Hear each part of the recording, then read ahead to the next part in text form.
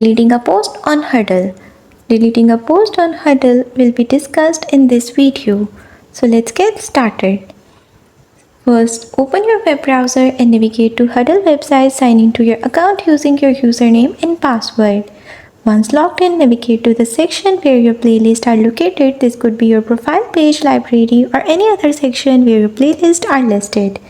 Locate the specific playlist you want to delete from your list of playlists. Then, look for options to edit or manage the playlist. This is usually represented by icons or button near the playlist. Select the option to delete the playlist. This option is typically labeled as delete, remove, or something similar. After that, confirm your deletion. Confirm that you want to delete the playlist. Be aware that in this section is usually irreversible, so make sure you are certain about deleting the playlist. Once the playlist is deleted, verify that it's no longer visible in your list of playlists.